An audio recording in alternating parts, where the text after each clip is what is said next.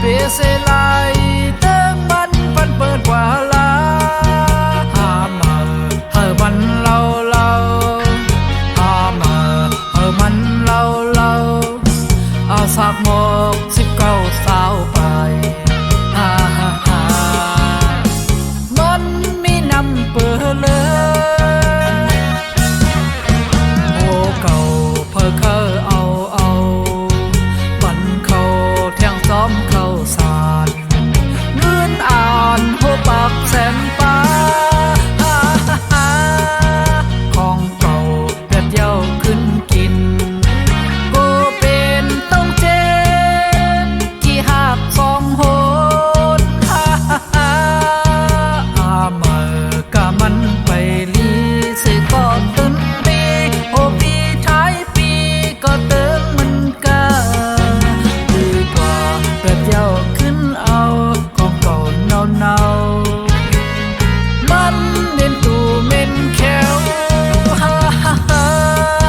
หลอดแล้วสำแขนหาง่ายหลอดแล้วสำแขนหาง่ายเมื่อเคยไปกันตึงมันไม่หักแล้วอ่อนรวย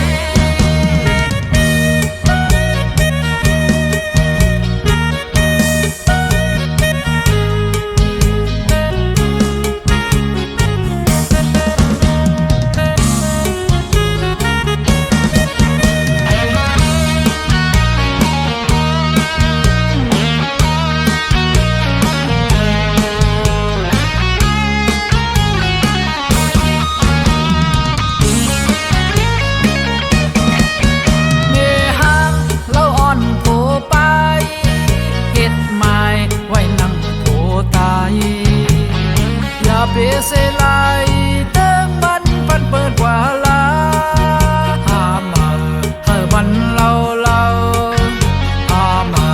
เฮอมันเล่าเอาสากหมก19สาวไป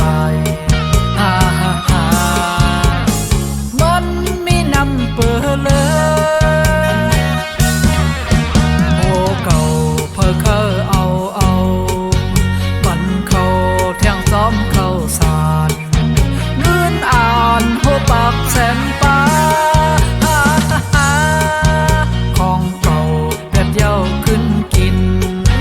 กูเป็นต้องเจนกี่หาบสองโหน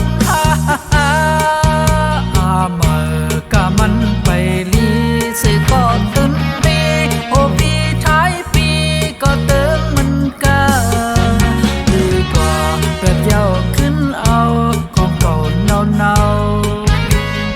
มันเน้นตูเม่นแขวหลอดแล้วสำแขนหาง่ายหลอดแล้วสำแขนหาง่ายเมื่อเคยไป